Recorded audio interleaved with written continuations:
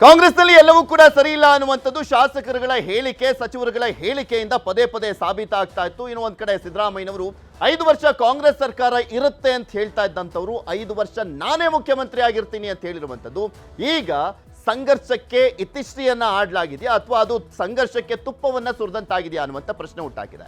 5 ವರ್ಷ ನಾನೇ ಮುಖ್ಯಮಂತ್ರಿ ಸಿದ್ದು ಸಂದೇಶವನ್ನ ಕೊಟ್ಟಿದ್ದು ಯಾರಿಗೆ? ಹಾಗಾದ್ರೆ ನಾಯಕತ್ವ ಬದಲಾವಣೆ ಸುತ್ತಲೂ ಕೂಡ ಎಲ್ಲವೂ ನಿಗೂಢವಾಗಿ ಕಾಣಿಸ್ತಾ ಇದೆ. ಸಿಎಂ ಬೆನ್ನಿಗೆ ನಿಂತು ಬೆಂಬಲ ಅಂತ ಹೇಳಿದ್ರು DCM DK Shivakumar. I have no other option ಅಂತಲೂ ಕೂಡ ಹೇಳಿದ್ರು ಡಿಸಿಎಂ ಡಿಕೆ ಶಿವಕುಮಾರ್ ಅವರು. ಅಂದ್ರೆ ಅನಿವಾರ್ಯವಾಗಿ ನಾನು ಸಿದ್ದರಾಮಯ್ಯನವರ ಬೆಂಬಲಕ್ಕೆ ನಿಲ್ಲಬೇಕಾಗಿದೆ ಅನ್ನುವಂಥ ರೀತಿಯಾದಂಥ ಸ್ಟೇಟ್ಮೆಂಟ್ ಅದು. CM Siddaramaiah mind game workout ಆಯ್ತಾ? ಹಾಗಾದ್ರೆ ಆಪ್ತರಿಂದಲೇ ಡಿಕೆಶಿ ಸಿಎಂ ಆಗುವಂತ ಆಸೆಗೆ ತಣ್ಣೀರು ಬಿದ್ದು ಬಿಡ್ತಾ? ಕಾಂಗ್ರೆಸ್ನಲ್ಲಿ ಜೋರಾಗಿದೆ ಕುರ್ಚಿಯ ಕಣ್ಣಾಮುಚ್ಚಾಲೆ. ಇನ್ನ ನಿನ್ನೆ ಸಿಎಂ ಬದಲಾವಣೆ ಬಗ್ಗೆ ಸಿಎಂ ಏನ್ ಹೇಳಿದ್ರು, ಡಿಕೆ ಶಿವಕುಮಾರ್ ಏನ್ ಮಾತನಾಡಿದ್ರು ಕೇಳೋಣ. ಸರ್ 5 ವರ್ಷ ನೀವೇ ಸಿಎಂ ಆಗಿರ್ತೀರಾ ಸರ್? 5 ವರ್ಷ ನೀವೇ CM ಆಗಿರ್ತೀರಾ sir?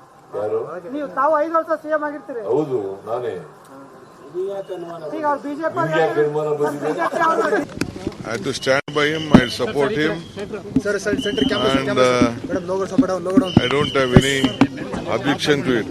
Whatever the party high command tells and whatever he desires, it will be fulfilled. ಈಗ ಆ ಥರ ಏನಾದ್ರು ಅವಕಾಶ ಬಂದು ಬದಲಾವಣೆ ಆಗೋದಾದರೆ ಶಿವಕುಮಾರ್ ಆಗಲಿ ಅಂತೇಳಿ ನಮ್ಮದು ಅಭಿಪ್ರಾಯ. ಎಲ್ಲರೂ ಆಗಬೇಕು ಅಂತ ಬಯಸ್ತಾ ಇದ್ದಾರೆ, ನಾವು ಕೂಡ ಆಗಬೇಕು ಅಂತ ಬಯಸ್ತೀವಿ. ಆದರೆ ಯಾವಾಗ ಏನು ಅನ್ನೋದನ್ನು ಪಕ್ಷ ವರಿಷ್ಠರು ತೀರ್ಮಾನ ಮಾಡಬೇಕು. ಅವರು ಮುಖ್ಯಮಂತ್ರಿ ಆಗಿರೋದ್ರಲ್ಲಿ ಅನುಮಾನ ಏನಿಲ್ವಲ್ಲ, ಅದೇ ಹೇಳಿದ್ದಾರೆ. ಸುರ್ಜೇವಾಲ ಅವರು ಹೇಳಿದ್ದಾರೆ ಮುಖ್ಯಮಂತ್ರಿಗಳ ವಿಷಯ ಚರ್ಚೆ ಇಲ್ಲ ಅಂತ ಹೇಳಿದ್ದಾರೆ. ಮುಖ್ಯಮಂತ್ರಿ ಸಿದ್ದರಾಮಯ್ಯ ಇದ್ದಾರೆ, ಅವರು ಮುಂದುವರಿತಾರೆ. ಕಾಂಗ್ರೆಸ್ ಸರ್ಕಾರ 5 ವರ್ಷ ಬಂಡೆ ತರ ಇರುತ್ತೆ. ಇದ್ರ ಬಗ್ಗೆ ಚರ್ಚೆಯನ್ನು ಮಾಡ್ತಾ ಹೋಗೋಣ. ಮೊದಲು ಇಲ್ಲಿ ನೋಡ್ತಾ ಇದೀವಲ್ಲ, ಮಹತ್ವದ ಸ್ಟೇಟ್ಮೆಂಟು ಸಿದ್ದರಾಮಯ್ಯನವ್ರದ್ದು. ಮೊನ್ನೆ ಅಷ್ಟೇ ಕೊಟ್ಟಿದ್ದ ಸ್ಟೇಟ್ಮೆಂಟ್ ಏನು, 5 ವರ್ಷ ಕಾಂಗ್ರೆಸ್ ಸರ್ಕಾರ ಇರುತ್ತೆ ಅಂತ ಹೇಳಿದ್ರು. ಬಟ್ ನಿನ್ನೆ ಕೊಟ್ಟಂತ ಸ್ಟೇಟ್ಮೆಂಟ್ 5 ವರ್ಷ ನಾನೇ ಮುಖ್ಯಮಂತ್ರಿ ಆಗಿರ್ತೀನಿ ಅಂತ. ಇದು ಸ್ಪಷ್ಟವಾಗಿ ಸಂದೇಶವನ್ನ ಕೊಟ್ಟಿರುವಂತ ಕೆಲಸವನ್ನು ಮಾಡಿದ್ದಾರೆ. ಅದರ ಜೊತೆಗೆ ಡಿ ಕೆ ಶಿವಕುಮಾರ್ ಅವರ ಸ್ಟೇಟ್ಮೆಂಟ್ ಅನಿವಾರ್ಯವಾಗಿ ನಾನು ನಿಂತ್ಕೊಳ್ಬೇಕಾಗಿದೆ ಅವ್ರ ಜೊತೆಲಿ ಅಂತ. ಅಂದ್ರೆ ನಾನು ಮನಸ್ಪೂರ್ವಕವಾಗಿ ಅಲ್ಲ, ಅನಿವಾರ್ಯವಾಗಿ ಅಂತ. ಹೇಗೆ ನೋಡ್ಬೋದು? ಅಬ್ಸಲ್ಯೂಟ್ಲಿ ಪೃಥ್ವಿ, ನೀವು ಹೇಳಿದಂತೆ ಅವರು ಕ್ಲಿಯರ್ ಆಗಿ ಒಂದು ಮೆಸೇಜ್ ಕೊಡಬೇಕಾಗುತ್ತೆ. ಯಾಕಂದ್ರೆ 2 ವಾರದಿಂದ ಪ್ರತಿದಿನ ಇದೇ ಆಗ್ತಾ ಇದೆ. ಶಾಸಕರುಗಳು, ಸಚಿವರುಗಳು ಪರಸ್ಪರ ಕಿತ್ತಾಡ್ಕೋತಾ ಇದ್ದಾರೆ, ಬಹಿರಂಗ ಹೇಳಿಕೆಗಳು ಬರ್ತಾ ಇದೆ. ಎಲ್ಲವೂ ಕೂಡ ಸಿದ್ದರಾಮಯ್ಯ ಅವರ ನಾಯಕತ್ವದ ಸುತ್ತಲೇ ಗಿರಿಕೆ ಹೊಡಿತಾ ಇರುವಂಥ ಹೇಳಿಕೆಗಳು, ಅಸಮಾಧಾನ, ಅನುದಾನ, ವರ್ಗಾವಣೆ, ಇದೆಲ್ಲ ಏನು ವೇದಿಕೆಯ ಹಿಂದೆ ನಡೀತಾ ಇದ್ರು ಕೂಡ, ತೆರೆಯ ಹಿಂದೆ ನಡೀತಾ ಇದ್ರು ಕೂಡ ಬೇರೆ ರೀತಿಯ ಮೆಸೇಜಸ್ಸು ಕ್ಲಿಯರ್ ಆಗಿ ಕಾಣಿಸ್ತಾ ಇದೆ. ಸೊ ಈ ಹಿನ್ನೆಲೆಯಲ್ಲಿ ಅವರು ದೆಹಲಿಗೆ ಹೋದಂಥ ಸಂದರ್ಭದಲ್ಲೂ ಕೂಡ ಹೈಕಮಾಂಡ್ ಅದೇ ಸೂಚನೆಯನ್ನು ಕೊಟ್ಟಿತ್ತು. ಮತ್ತು ಜೊತೆಗೆ ನೀವು ಬಹಿರಂಗವಾಗಿ ಹೇಳಿಕೆ ಕೊಡೋರಿಗೆ ಬ್ರೇಕ್ ಹಾಕಿ at the same time Surjewala ಕೂಡ ಬಂದು 1-to-1 ಮೀಟಿಂಗ್ ಮಾಡ್ತಾರೆ ಅಂತ ಹೇಳಿದಾಗ ಏನೋ ಸಮಥಿಂಗ್ ಸಮ್ವೇರ್ ಏನೋ ನಡೀತಾ ಇದೆ, ಏನೋ ದಿಲ್ಲಿಯಿಂದ ಇಲ್ಲಿಯವರೆಗೂ ಅನ್ನೋ ರೀತಿ ಅರ್ಥ ಮಾಡ್ಕೊಳ್ಳೋಕ್ಕಾಗದೇ ಇರೋಷ್ಟು ಏನು ಅನನುಭವಿ ರಾಜಕಾರಣಿ ಅಲ್ಲ ಸಿದ್ದರಾಮಯ್ಯ. ಅಷ್ಟಿಲ್ಲದೆ ಅವರು ದೇವೇಗೌಡರ ಕಾಲದಲ್ಲೂ ಕೂಡ ಎಲ್ಲವನ್ನು ಕೂಡ ನಿಭಾಯಿಸಿಕೊಂಡು ದಳದಿಂದ ಹೊರಗಡೆ ಬಂದು ಕಾಂಗ್ರೆಸ್ ಅಂತ ಅತಿದೊಡ್ಡ ಪಕ್ಷದಲ್ಲಿ party of leaders, party of ವರ್ಕರ್ಸ್ಗಿಂತ ಜಾಸ್ತಿ ಇದನ್ನು ಪಾರ್ಟಿ ಆಫ್ ಲೀಡರ್ಸ್ ಅಂತ ಕರೀತಾರೆ. ಇಂಥ ಲೀಡರ್ಗಳ ಮಧ್ಯ ಸಿದ್ದರಾಮಯ್ಯ ಅವರು ಈ ರೀತಿ ನಿರಂತರವಾಗಿ ಅಧಿಕಾರದಲ್ಲಿ ಇದ್ಕೊಂಡು ಬರ್ತಾರೆ ಅಂದರೆ ಅದು ಸುಮ್ಮನೆ ಅಲ್ಲ. ಅವ್ರಿಗಿರುವಂಥ ಚಾರ್ಮು, ತಂತ್ರಗಾರಿಕೆ, ಬೆಂಬಲ, ಜನಪ್ರಿಯತೆ ಎಲ್ಲದರ ಆಧಾರದಲ್ಲಿ ಅವರು ಕೂಡ ಕಾಲಕಾಲಕ್ಕೆ ತಕ್ಕಂತೆ ಆಟಗಳನ್ನು ಆಡ್ಕೊಂಡು ಬಂದಿದ್ದಾರೆ. ಮೊದಲ ಅವಧಿಯಲ್ಲಿ ಹೇಗೆ ತಾನು ನಡೆದಿದ್ದೆ ಹಾದಿ ಅಥವಾ ತುಂಬ ಡಿಸಿಸಿವ್ ಆಗಿ ಅಥಾರಿಟೇಟಿವ್ ಆಗಿದ್ದು, 2ನೇ ಅವಧಿಯಲ್ಲಿ ಹೈಕಮಾಂಡ್ ನೋಡುತ್ತೆ, ಹೈಕಮಾಂಡ್ ಮಾಡುತ್ತೆ, ರಾಹುಲ್ ಗಾಂಧಿ ಇದ್ದಾರೆ ಅಂತಲೇ ಹೇಳಿಕೊಂಡು ಎಲ್ಲವನ್ನು ಕೂಡ ಮ್ಯಾನೇಜ್ ಮಾಡ್ಕೊಂಡು ಬಂದಿದ್ದಾರೆ. ಸೊ ಈ ಸಂದರ್ಭದಲ್ಲಿ ನಿರ್ಣಾಯಕವಾಗಿ ಒಂದು ಮೆಸೇಜ್ ಕೊಡಬೇಕಿತ್ತು. ಯಾಕಂದರೆ ಒಂದು ಅಧಿಕಾರಿಗಳ ಮಟ್ಟದಲ್ಲಿ, ಸಚಿವರುಗಳ ಮಟ್ಟದಲ್ಲಿ, ನಾಳೆ MLAಗಳ ಮಟ್ಟದಲ್ಲೂ ಕೂಡ ಇವತ್ತು ಒಬ್ಬ ಮಾತಾಡಿರೋ ನಾಳೆ 4 ಜನ ಮಾತನಾಡ್ತಾರೆ, 40 ಜನ ಮಾತನಾಡ್ತಾರೆ. ಸೊ ಎಲ್ಲರಿಗೂ ಕೂಡ ಮೆಸೇಜ್ ಪಾಸ್ ಮಾಡಬೇಕಾಗಿದೆ. ಕಳೆದ ಸಲವೇ ಕೂಡ ನಾನು ಮುಂದಿನ ಅವಧಿಗೂ ಕೂಡ ಚುನಾವಣೆಗೆ ನಿಲ್ಲುವಂತಹ ಒಂದು ಆಗ್ರಹ ಇದೆ ಬೆಂಬಲಿಗರಿಂದ ಅಂತ ಹೇಳುವ ಮೂಲಕ ಪರೋಕ್ಷವಾಗಿ ಹೇಳಿದರು. ಅದು ಈ ಸಲ ನೇರವಾಗಿ ಹೇಳಿದ್ದಾರೆ. ಯಾಕಂದರೆ ನಿರ್ಣಾಯಕ ಘಟ್ಟಕ್ಕೆ ನವೆಂಬರ್ವರೆಗೆ, ಸೆಪ್ಟೆಂಬರ್, ಅಕ್ಟೋಬರ್, ನವೆಂಬರ್ವರೆಗೆ ಏನೋ ಸಮಥಿಂಗ್ ಆಗುತ್ತೆ ಅನ್ನೋದು ಜಾಸ್ತಿ ಏನು ಪಾಪ್ಯುಲರ್ ನರೇಟಿವ್ ಬಿಲ್ಡ್ ಆಗ್ತಾ ಇರೋದ್ರಿಂದ at the cost of Siddaramaiah ಅವರ ಒಂದು ಅನ್ಪಾಪ್ಯುಲರ್ ಲೀಡರ್ಶಿಪ್ ಆಗ್ತಾ ಇದೆ ಅನ್ನೋ ಒಂದು ಮೆಸೇಜ್ ಪಾಸ್ ಆಗ್ತಿರೋದ್ರಿಂದ ಸೊ ಈ ಎಲ್ಲ ಹಿನ್ನೆಲೆಯಲ್ಲಿ ಅವರು ಒಂದು ಕ್ಲಿಯರ್ ಮೆಸೇಜನ್ನು ಕೊಡಬೇಕಿತ್ತು. ನಾಟ್ ಓನ್ಲಿ ಫಾರ್ MLAs ಅಥವಾ ಇಲ್ಲಿನ ರಾಜ್ಯದ ಜನಕ್ಕಲ್ಲ. ಹೇಳಿರುವಂಥದ್ದು ಅಶೋಕ BJP ಮ್ಯಾನು ಗೊತ್ತಲ್ಲ, ಅವ್ರು ಯಾಕೆ ಹೇಳ್ತಾರೆ ನಾನೇ 5 ವರ್ಷ CM ಅಂತ. ಅಶೋಕಿಗಾಗಲಿ ಅಥವಾ BJPಗಾಗಲಿ ಹೇಳುವಂಥ ನೆಪದಲ್ಲಿ ಸೀದಾ ದೆಹಲಿಯ ವರಿಷ್ಠರಿಗೆ ಮತ್ತು ಶಿವಕುಮಾರ್ ಬಣಕ್ಕೆ ಮತ್ತು ಶಾಸಕರುಗಳಿಗೆ, ಅಧಿಕಾರಿಗಳಿಗೆ ಮತ್ತು ವಿಧಾನಸೌಧದ ಮೂಲೆ ಮೂಲೆಗೂ ಮೆಸೇಜ್ ಕೊಡುವಂಥ ಪ್ರಯತ್ನವನ್ನು ಮಾಡಿದ್ದಾರೆ. ಅಟ್ ದ ಸೇಮ್ ಟೈಮ್ ನೀವು ಹೇಳಿದಂತೆ ಡಿ.ಕೆ. ಶಿವಕುಮಾರ್ ಕೂಡ ಒಂದು ರೀತಿ ಕಾರ್ಯಕರ್ತರ ಮಟ್ಟದಲ್ಲಿ, ಹೈಕಮಾಂಡ್ ಮಟ್ಟದಲ್ಲಿ ಇಷ್ಟೆಲ್ಲ ಒತ್ತಡಗಳು ಬೇರೆ ಬೇರೆ ಇದ್ದರೂ ಕೂಡ ಅಥವಾ ಎಷ್ಟೇ ಆಸೆ ಇದ್ದರೂ ಕೂಡ ನಾನು ಅಟ್ ದ ಎಂಡ್ ಪಾರ್ಟಿ ಲೈನಲ್ಲಿ ಇರ್ತೀನಿ. ಸೊ ನಾನು ಪಾರ್ಟಿ ಲೈನನ್ನು ಕ್ರಾಸ್ ಮಾಡಲ್ಲ. ನೀವೇ ಹೇಳಿದಂತೆ ನಾನು ಮನಸ್ಫೂರ್ತಿಯಾಗಿರ್ತೀನೋ ಬಿಡ್ತೀನೋ, ಐ ಹ್ಯಾವ್ ನೋ ಆಪ್ಷನ್ ಅನ್ನೋ ರೀತಿ ಹೇಳೋ ಮೂಲಕ ನನಗೆ ಬೇರೆ ಆಯ್ಕೆ ಏನಿದೆ, ನಾನು ಹೇಳ್ತೀನಿ, ಅಕಸ್ಮಾತ್ ನಾಳೆ ಹೈಕಮಾಂಡ್ ಬೇರೆ ಏನು ಹೇಳಿದ್ರು ಕೂಡ ಅದಕ್ಕೂ ಕೂಡ ಬದ್ಧನಾಗಿರ್ತೇನೆ ಅನ್ನೋ ರೀತಿ ಹೇಳೋ ಮೂಲಕ ಕಾರ್ಯಕರ್ತರ ಅಥವಾ ಬೆಂಬಲಿಗ ಶಾಸಕರ ಅನುಕಂಪವನ್ನು ಇನ್ನಷ್ಟು ಅಥವಾ ಅವರ ಬೆಂಬಲವನ್ನು ಇನ್ನಷ್ಟು ಗಟ್ಟಿಗೊಳಿಸಿಕೊಳ್ಳುವಂತಹ ಒಂದು ಪ್ರಯತ್ನವನ್ನು ಪ್ರಕ್ರಿಯೆಗೆ ಚಾಲನೆ ಕೊಟ್ಟಿರುವಂಥದ್ದು ಡಿ ಕೆ ಶಿವಕುಮಾರ್ ಅವರ ಒಂದು ಹೇಳಿಕೆಯಲ್ಲಿ ಕಾಣಿಸ್ತಾ ಇದೆ. ಅಟ್ ದ ಸೇಮ್ ಟೈಮ್ ಅವರು ಕೂಡ ಸುಮ್ಮನೆ ಇರಲ್ಲ. ಬಹಿರಂಗವಾಗಿ ಅಲ್ದಿದ್ರು ಕೂಡ ತೆರೆಮರೆಯಲ್ಲಿ ಏನು ಕಸರತ್ತನ್ನು ಮಾಡಬೇಕಲ್ಲ, ಆ ಕಸರತ್ತಿಗೆ ಒಡ್ಡುಕೊಳ್ಳೋ ರೀತಿ ಸಿ ಎಂ ಅವರ ಕೊಟ್ಟಿರುವಂಥ ಹೇಳಿಕೆ ಇನ್ನಷ್ಟು ಅವರನ್ನು ಉತ್ತೇಜನ ಮಾಡೇ ಮಾಡುತ್ತಾ, ಆ ಮೂಲಕ ಅವರು ಕೂಡ ತಂತ್ರಗಾರಿಕೆಯನ್ನು ದೆಹಲಿ ಮಟ್ಟದಲ್ಲಿ ಮತ್ತು ಒಳಮನೆಯ ಮಟ್ಟದಲ್ಲಿ ಮಾಡ್ತಾರೆ. ಪೃಥ್ವಿ ಪಟ್ಟರೆ ಇಲ್ಲಿ ಸಿದ್ದರಾಮಯ್ಯನವರು ಆಲ್ಮೋಸ್ಟ್ ಈ ಬಾರಿ ಸೆಕೆಂಡ್ ಟೈಮು ಸಿ ಎಂ ಆದಾಗಿನಿಂದಲೂ ಕಾಂಗ್ರೆಸ್ ಸರ್ಕಾರ ಇರುತ್ತೆ ಅಂತಲೇ ಹೇಳ್ಕೊಂಬಂದಿದ್ದಂಥದ್ದು. ಈಗ ಆ 2 ವರ್ಷದಿಂದ ಅವ್ರ ಮನಸ್ಸಲ್ಲಿ ಏನಿದೆ ಅನ್ನುವಂಥ ನಮಗೂ ಕೂಡ ಗೊತ್ತಾಗ್ತಾ ಇಲ್ಲ ಅಂತ ಅವರ ಕೆಲವು ಬೆಂಬಲಿಗರು ಕೂಡ ಎಲ್ಲೋ ಮಾತನಾಡ್ಕೊಂಡಿದ್ದಾರೆ. ನೀವು ಎಷ್ಟೋ ಬಾರಿ ಅದನ್ನು ಮಾತನಾಡುವಂಥ ಸಂದರ್ಭದಲ್ಲಿ ಹೇಳಿದ್ರಿ.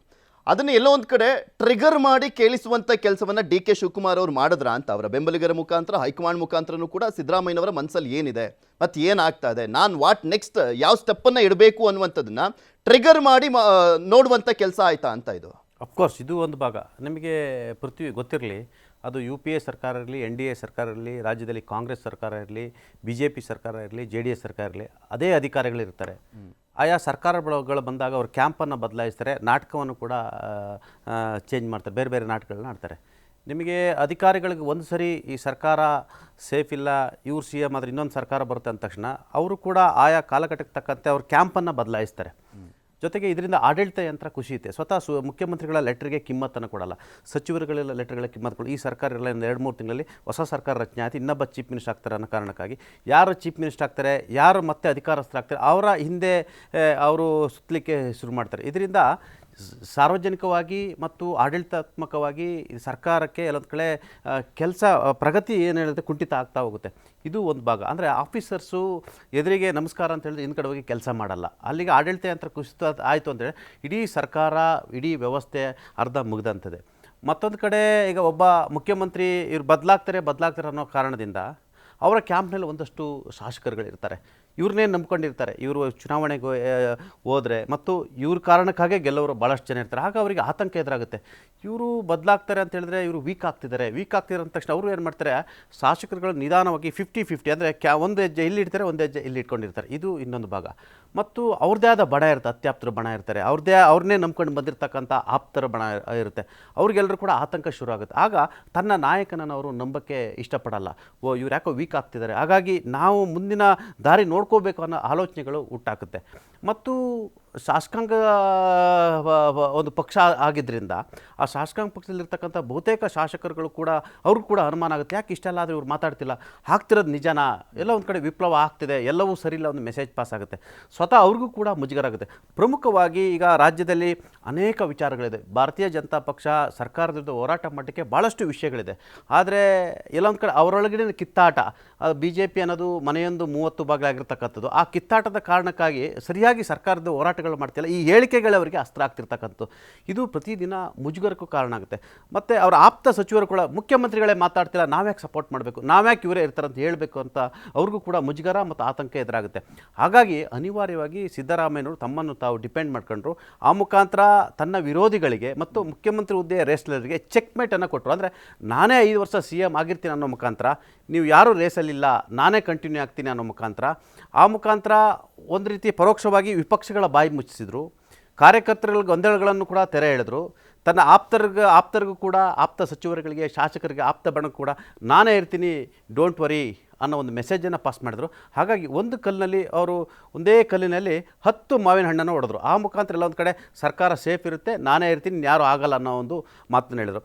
1 ಸೆಕೆಂಡ್, ಎಸ್, ಈಗ ಡಿ ಕೆ ಶಿವಕುಮಾರ್ ಅವ್ರನ್ನ ಮುಖ್ಯಮಂತ್ರಿ ಮಾಡಬೇಕು, ಅವ್ರಿಗೂ ಮುಖ್ಯಮಂತ್ರಿ ಆಗೋ ಅರ್ಹತೆ ಇದೆ, ಸಂಘಟಕ, ಈ ಸರ್ಕಾರ ಬರಲಿಕ್ಕೆ ಡಿ ಕೆ ಶಿವಕುಮಾರ್ ಕೊಡುಗೆ ಅಪಾರ ಇದೆ ಅಂದರೆ ಇಡೀ ಜಗತ್ತಿಗೆ ಗೊತ್ತಿರ್ತಕ್ಕಂಥದ್ದು. ಆದರೆ ಡಿ ಕೆ ಶಿವಕುಮಾರ್ ಅವರು ಸ್ಟ್ರಾಟಜಿನ ಬದಲಾವಣೆ ಮಾಡ್ಕೊಳ್ಳೋ ಒಂದು ಪ್ರಯತ್ನದಿಲ್ಲ ಸಂದರ್ಭದಲ್ಲೇ ಅವರ ಅತ್ಯಾಪ್ತರು, ಈಗ ನಿಮಗೆ ಇಕ್ಬಾಲ್ ಹುಸೇನ್ ಯಾರು, ಡಿ ಕೆ ಸುರೇಶ್ ಮತ್ತು ಡಿ ಕೆ ಶಿವಕುಮಾರ್ ಅವರವರು ಮುದ್ದಿನ ಕೂಸು.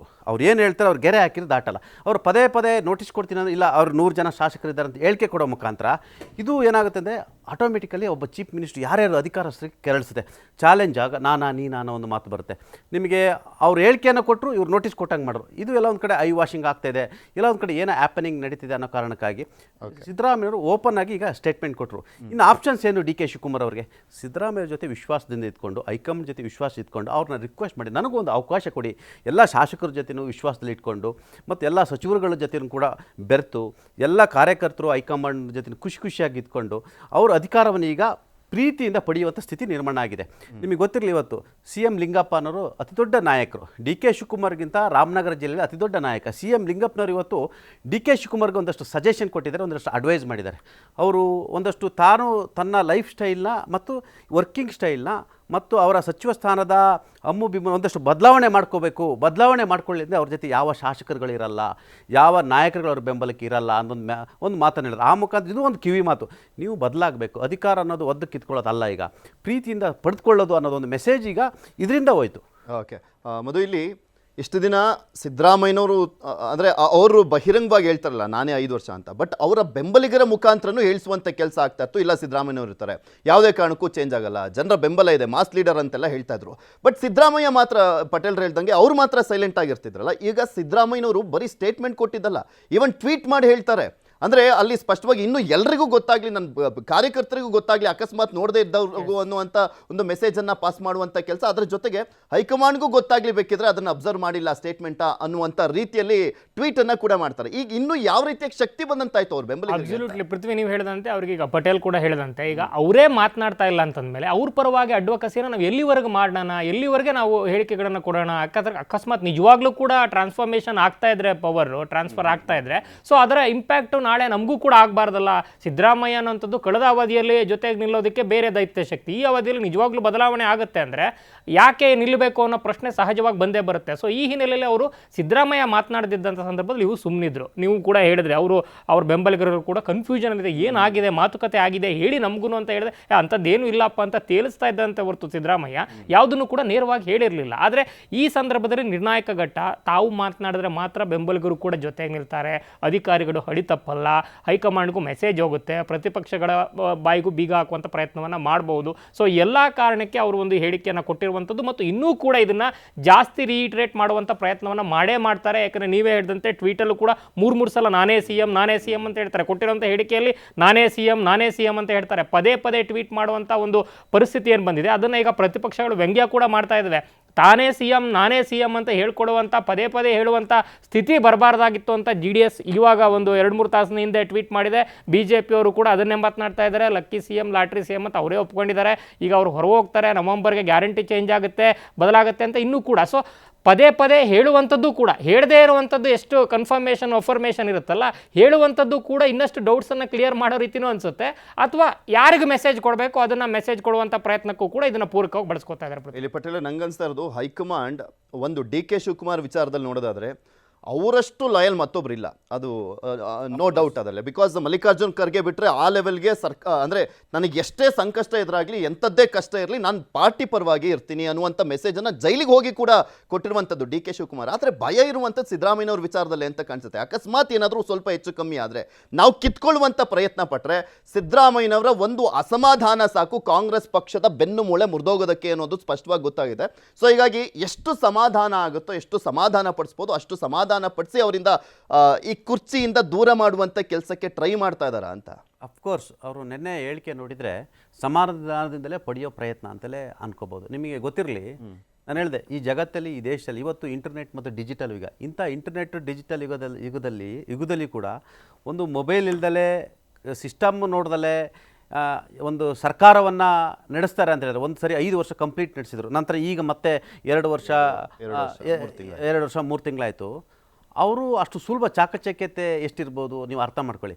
ಈ ಕಾಂಗ್ರೆಸ್ ಅನ್ನೋದು ಒಂಥರ ತುಂಬಿದ ಹಡಗು. ಈ ತುಂಬಿದ ಹಡಗಿಗೆ ಯಾವುದೋ ಪಕ್ಷದಿಂದ ಬಂದು ನೀವು ಸ್ಟೇರಿಂಗ್ ಇಟ್ಕೊಳ್ತಾರೆ ಅಂತ ಹೇಳಿದ್ರೆ ಇಟ್ಸ್ ನಾಟ್ ಎ ಜೋಕ್. ಆಯಿತಾ. ಅಂದರೆ ಆ ಮನುಷ್ಯನ ಚಾಕಚಕ್ಯತೆ, ಸಂಘಟನೆ, ಮಾಸ್ ಲೀಡ್ರು, ಸ್ಟ್ರಾಟಜಿ ಯಾವ ಮಟ್ಟಕ್ಕಿದೆ ಅನ್ನೋದು ಎಲ್ಲರೂ ಅರ್ಥ ಮಾಡ್ಕೋಬೇಕು. ಮಲ್ಲಿಕಾರ್ಜುನ್ ಖರ್ಗೆ ಅಂತಾರೆ 50 ವರ್ಷ ರಾಜಕಾರಣ ಮಾಡಿದ್ರೆ ಈ ರಾಜ್ಯದ ಮುಖ್ಯಮಂತ್ರಿ ಆಗಲಿಕ್ಕೆ ಆಗಲಿಲ್ಲ. ಅನೇಕ ನಾಯಕರುಗಳು ಬೆವರು ಸುರಿಸಿದರೆ ಮುಖ್ಯಮಂತ್ರಿ ಆಗಲಿಲ್ಲ. 2 ಸರಿ ಮುಖ್ಯಮಂತ್ರಿ ಆದರು, 1 ಸರಿ ವಿಪಕ್ಷ 2 ಸರಿ ವಿಪಕ್ಷ ನಾಯಕ ಆದರು ಅಂತ ಹೇಳಿದ್ರೆ ಯಾರು ಕೂಡ ಸಿದ್ದರಾಮಯ್ಯವ್ರನ್ನ ಅಂಡರ್ ಎಸ್ಟಿಮೇಟ್ ಮಾಡಬಾರ್ದು ಅನ್ನೋದು ಒಂದು ಮೆಸೇಜ್. ಯಾಕಂತ ಹೇಳಿದ್ರೆ ಯಾರಾದರೂ ಸಿದ್ದರಾಮಯ್ಯನ ಅಂಡರ್ ಎಸ್ಟಿಮೇಟ್ ಮಾಡಿದ್ರು ಅಂತ ಹೇಳಿದ್ರೆ ಈ ಇಷ್ಟು ಉದಾಹರಣೆ ಸಾಕು. ಅವರು ಕಾಂಗ್ರೆಸ್ಗೆ ಬಂದ ಕೂಡಲೇ ವಿಪಕ್ಷ ನಾಯಕ ಆಗ್ತಾರೆ, ನಂತರ ಮುಖ್ಯಮಂತ್ರಿ ಆಗ್ತಾರೆ, ಮತ್ತು ವಿಪಕ್ಷ ನಾಯಕ ಆಗ್ತಾರೆ, ಆಯಿತಾ, ಮತ್ತು ಮುಖ್ಯಮಂತ್ರಿ ಆಗ್ತಾರೆ. ಅಂದರೆ ಅರ್ಥ ಮಾಡ್ಕೊಳ್ಳಿ, ಒಬ್ಬ ಲೀಡ್ರಿಗೆ ಆ ಕೆಪಾಸಿಟಿ ಇದೆ. Without mobile, without internet administration ಮಾಡ್ತಿದ್ದಾರೆ ಅಂತ ಹೇಳಿದ್ರೆ ಆತ ಬರೀ ನಾಯಕ ಅಲ್ಲ, ನಾಯಕತ್ವವನ್ನು ಮೀರಿದಂಥ ನಾಯಕ.